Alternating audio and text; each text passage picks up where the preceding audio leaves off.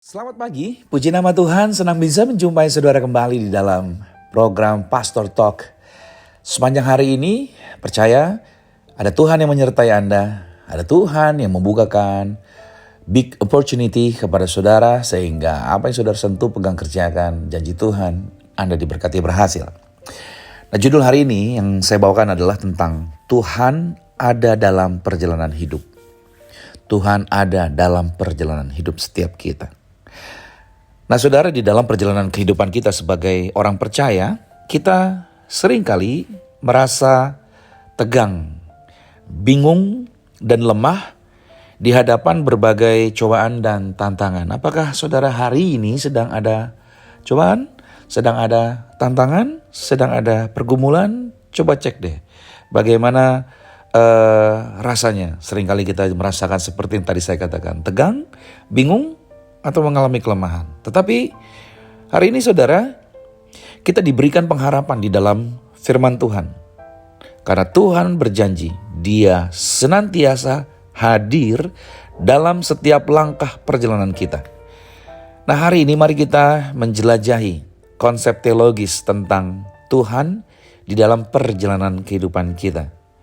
Dengan mempertimbangkan beberapa ayat firman Tuhan yang akan mampu mengungkapkan kehadirannya di dalam perjalanan kehidupan kita. Nah, yang pertama, Tuhan itu sebagai pemandu dalam perjalanan.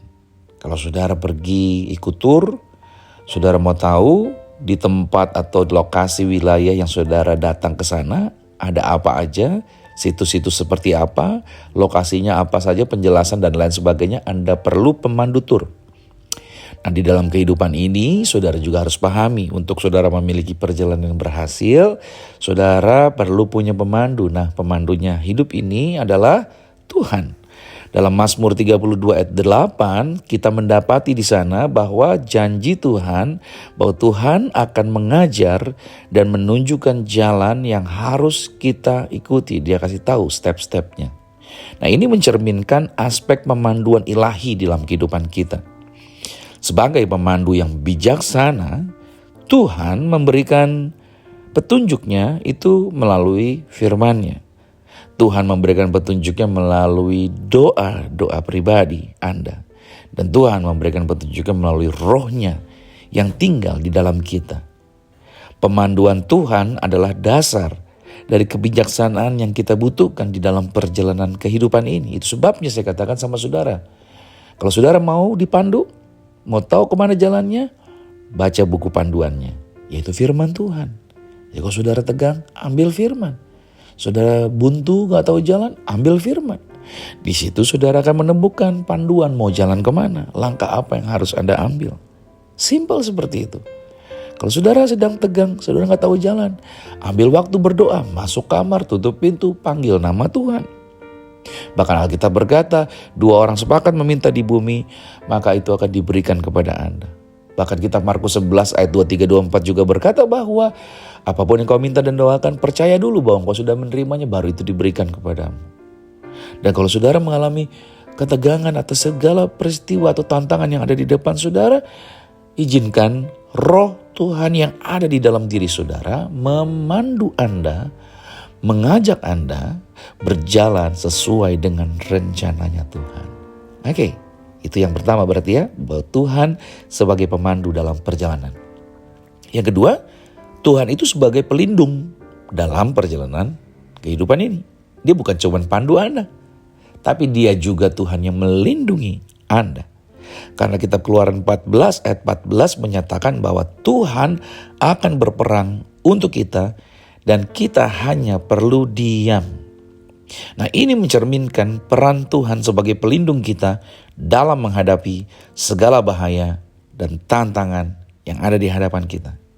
Dalam perjalanan hidup ini, kita mungkin dihadapkan pada krisis. 2025 tentunya tahun yang tidak mudah. Ada berbagai macam ancaman krisis. Banyak orang yang lay off dari pekerjaannya. Banyak orang yang kehilangan bisnisnya. Banyak orang yang melihat situasi ini begitu sulitnya.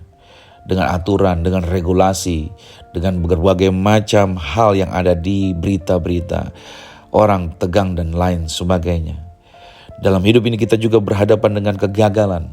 Ada berbagai macam musibah, bencana, dan lain sebagainya. Tetapi saudara yang kasih Tuhan, kita dapat meyakini satu hal ini, bahwa Tuhan adalah benteng kita. Garis bawah ini, Tuhan adalah benteng kita.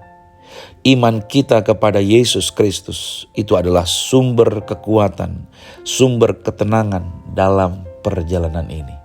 Kalau Anda sudah lelah mencari jawaban, kalau Anda lelah mencari pertolongan, kalau Anda lelah gak tahu mau kemana lagi, hari ini kabar baik buat Anda.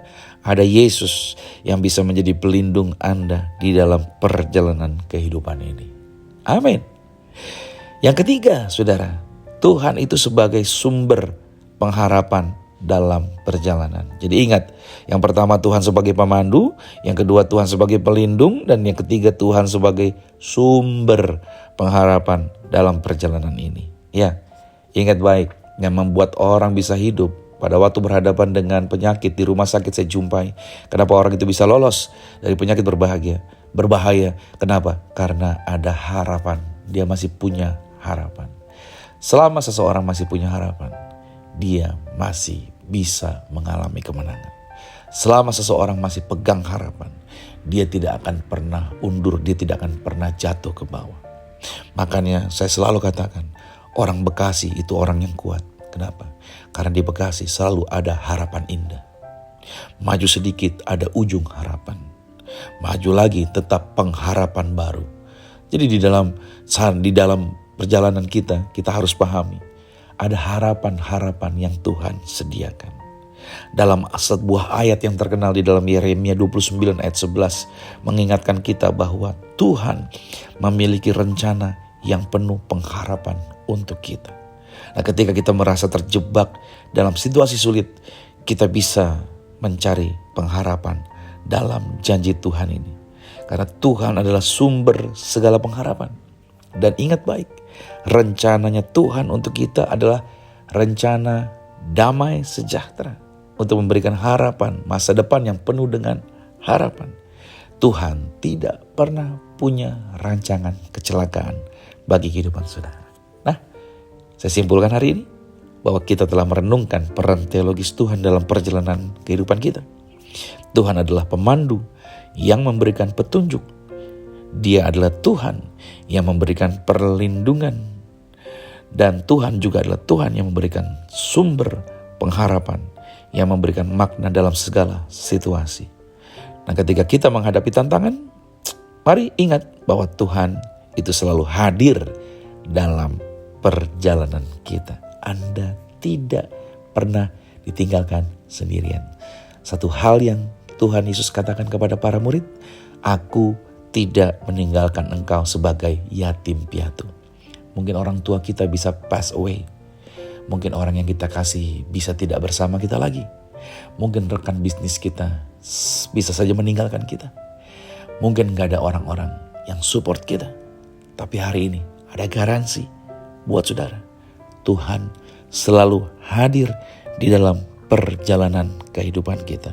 So, teruslah mencarinya di dalam doa. Bacalah firman Tuhan dan masuklah selalu dalam persekutuan dengan sesama orang percaya.